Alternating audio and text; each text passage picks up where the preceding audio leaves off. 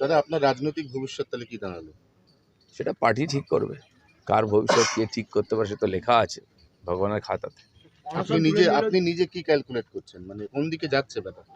আমাকে ভারতীয় জনতা পার্টি নিয়ে এসে তার জায়গা দিয়েছে পার্টিতে। আমি রাজনীতি করতে নিজে থেকে আসিনি, আমার সেটা কোনোদিন করিও নি। পার্টি চেয়েছে, আমি একজন কর্মী হিসাবে পার্টিতে এসেছি। পার্টি আমাকে সাধারণ সম্পাদক রাজ্যে বানিয়েছে, সভাপতি দুবার বানিয়েছে, আমাকে এমএলএ বানিয়েছে, এমপি বানিয়ে টিকিট দিয়েছে। আমি কোনোদিন কিছু চাইনি পার্টির কাছে। আর এমনকি আজকে পার্টি আমাকে যে গাড়ি দিয়েছে আমি ব্যবহার করছি বা সিকিউরিটি, সেটাও আমি কোনোদিন চাইতে যাইনি। ঘটনা পরিপ্রেক্ষিতে পার্টির প্রয়োজন মনে হচ্ছে। পার্টির যদি মনে হয় আমি সাধারণ কর্মী হিসেবে কাজ করব, তো আমি যেরকম করবো, আগে কোনো পদ নেই। পার্টি যেখানে আমি ডাকে সেখানে আমি যাই, যেখানে ডাকে না সেখানে যাই না। এটাকে আমি পার্টির সিস্টেম মনে করি। চমক দেখি হঠাৎ করে কোনোদিন সকালে শুনবো না তো যে দিলীপ ঘোষ তৃণমূলে জয়েন করেছে। কল্পনা করতে তো পয়সা লাগে না, করো না। না মানে কল্পনা আমরা কি করব, মানে আপনি কি সেটা অনেকেই করছে, তো কেউ তো কল্পনা করে এটা বার করেছে। এবং এই কল্পনা কি প্রতি মাসে 2 মাসে পাল্টে 21 তারিখ অবধি আবার ডেট দেওয়া হয়েছে। আগে অনেকগুলো তারিখ হয়ে গেছে, আবার 21 তারিখ, তারপরে আবার অন্য ফান্ডা শুরু হবে। তো কিছু তো মার্কেটে থাকতে হবে। কিছু লোক এই করে মার্কেটে থাকার চেষ্টা করে। দিলীপ ঘোষ তো মার্কেটে আছে। দাদা এখন তার সেই তিক্ততা নেই। আপনি তো জগন্নাথ মন্দির গেছেন, কুণাল অরূপ সবার সাথে আমার সঙ্গে চা খাওয়াটা না সেই তিক্ততা নেই। কুণাল অরূপের সঙ্গে আমার আগে থেকে পরিচয় ছিল, এখনও আছে, আগামী দিনেও থাকবে। আমি রাজনীতি করি না করি, ওরা করুক না করুক, কে কোনো পার্টি থাকবে, তার সঙ্গে রাজনীতির সম্পর্ক দিলীপ ঘোষ এরকম ভাবে না।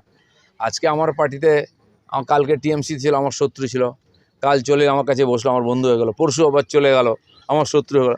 দিলীপ ঘোষের বন্ধুত্ব শত্রুতা এত হালকা নয়। যারা এভাবে করে তাদের রাজনীতির ব্যবসা করে, তাদের সমস্যা আছে, ঠিক আছে। দিলীপ ঘোষের এরকম সমস্যা নেই। কিন্তু দাদা বলা হচ্ছে যে জগন্নাথ দেবকে সাক্ষী রেখে শ্রমিক ভট্টাচার্য বলছেন যে বঙ্গোপসাগরেই তৃণমূলকে বিসর্জন দেব, ওই জগন্নাথ মন্দিরে বিজেপির পক্ষ থেকে আপনি প্রতিনিধিত্ব করেছেন। আমি কারো প্রতিনিধিত্ব করিনি। আমি একজন নাগরিক হিসাবে, আর ওখানকার যারা সংস্থাপক, চিফ সেক্রেটারি আমাকে আর মন্দির বলে লিখে চিঠি দিয়েছেন, কোনো বিতর্ক নাই।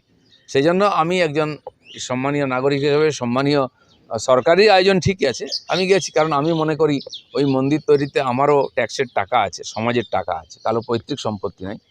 আর বহু লোক মন্দির করলে আমাকেই ডাকে, হয়তো আমাকে হিন্দু নেতা বা হিন্দু ভক্ত হিসেবে মনে করে, উদ্বোধন করায়, পুজোতে করায়। আগামী 20 তারিখ আমাকে উত্তরপাড়ায় ডেকেছে, সপরিবারে গিয়ে রুদ্রাভিষেক করবো ওটা শিব মন্দিরে। তো তারা যদি ডাকে আমি যাব না? কোন পার্টির কে কী করতো, তার বাবা কি পার্টি করে, তার ছেলে কি করেছে, আগামী দিনে কী করে, ওই ভেবে আমি কারোর সঙ্গে বন্ধুত্ব করি না। এই গরমে একটু স্বস্তি পেতে আজই আসুন মন জিনিসে, যেখানে একই ছাদের তলায় পেয়ে যাবেন 100-র বেশি ভ্যারাইটিস আইসক্রিম সহ কেক, পেস্ট্রি, বার্গার এবং বিভিন্ন মুখরোচক খাবার।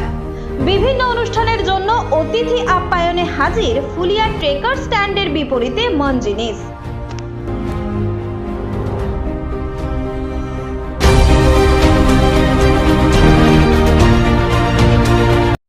এই খবরটি নিবেদন করছেন বর্ষা ফিডিকেয়ার কেমিস্ট অ্যান্ড ড্রাগিস্ট সেন্টার। এখানে পাবেন সঠিক মানের ওষুধ ও বেবি ফুড। হোম ডেলিভারিরও সুব্যবস্থা রয়েছে।